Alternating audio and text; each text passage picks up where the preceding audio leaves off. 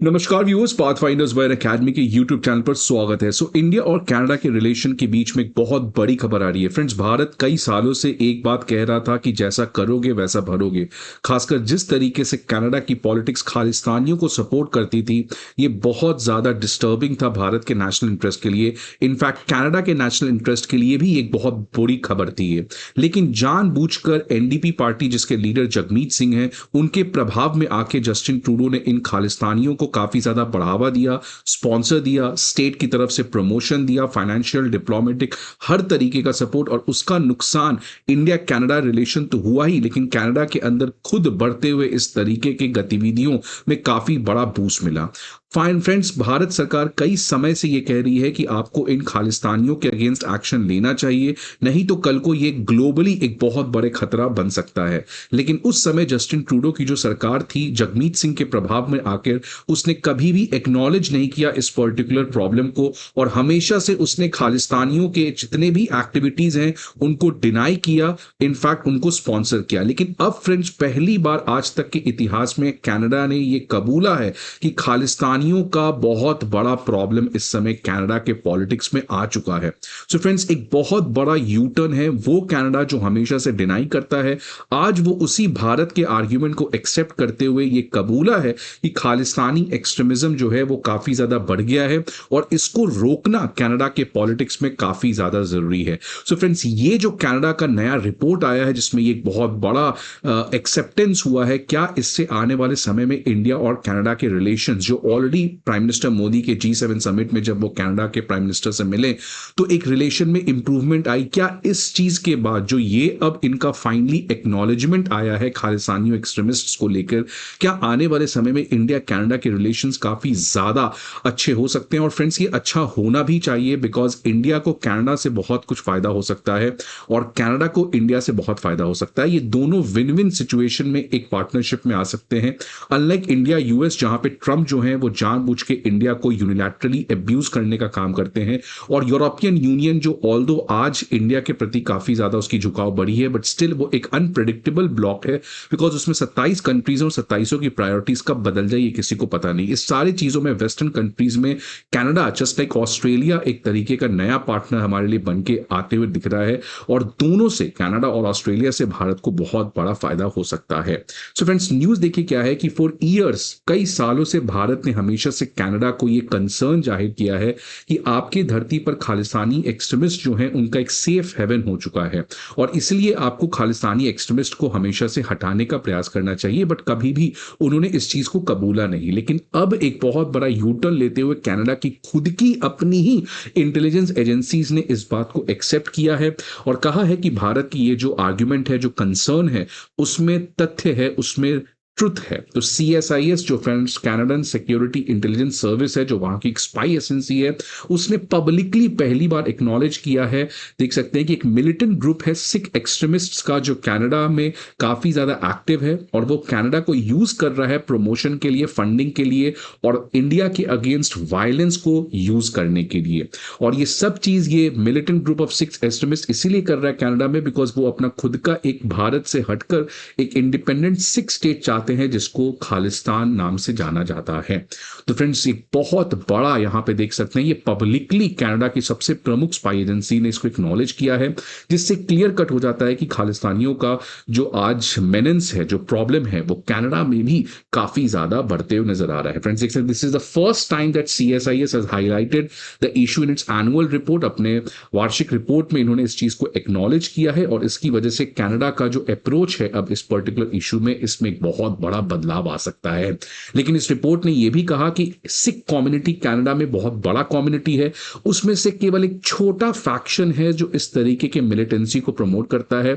मतलब maximum Sikh community को इन चीजों से कोई फर्क नहीं पड़ता है। ये एक छोटा सा स्मॉल फैक्शन है सिख कम्युनिटी का, जो जानबूझकर खालिस्तान के नाम पर इस तरीके से non violent, non state activities, violent activities Bharat के अगेंस्ट प्रमोट करता है। अब फ्रेंड्स, ये क्यों इतना अर्जेंटली इनको एक्सेप्ट करना पड़ा, बिकॉज ये सेम प्रॉब्लम की वजह से आज अल्बर्टा जो कनाडा की एक प्रोविंस है वो अब अपने सेपरेटिज्म की मांग करती है। देख सकते हैं फ्रेंड्स, 27 जून कल की मैं खबर आपको दे रहा हूं कि अल्बर्टा की जो प्रीमियम है स्मिथ, उन्होंने कहा है कि आज जिस तरीके से अल्बर्टा को कनाडा से अलग करने की मांग है वो कोई छोटा सा इशू नहीं है। It is not a fringe issue anymore, it is a very big issue. तो अल्बर्टा देख सकते हैं फ्रेंड्स यहां पर है और वो कई समय से इस बात की डिमांड कर रहा है कि उसको कनाडा से अलग होना है। और अब जिस तरीके से प्रोटेस्ट हुआ है इस साल वो बहुत ज्यादा डिस्टर्बिंग है कनाडा के यूनिटी और इंटीग्रिटी के लिए।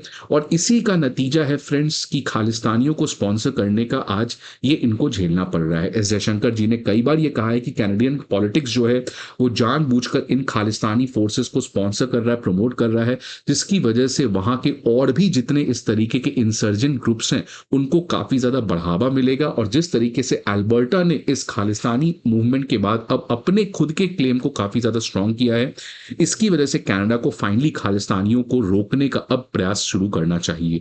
तो फ्रेंड्स, मैंने हमेशा से कहा है कि कनाडा में जस्टिन ट्रूडो जो है वो भी इंडिया के साथ अच्छा रिलेशन चाहते थे, लेकिन बिकॉज कोalition की पॉलिटिक्स की वजह से और ये व्यक्ति जगमीत सिंह के इन्फ्लुएंस और इनके भरोसे ट्रूडो की सरकार चल रही थी, जिसकी वजह से जानबूझकर कनाडा को भारत के साथ रिलेशन प्रॉब्लम क्रिएट करना पड़ा।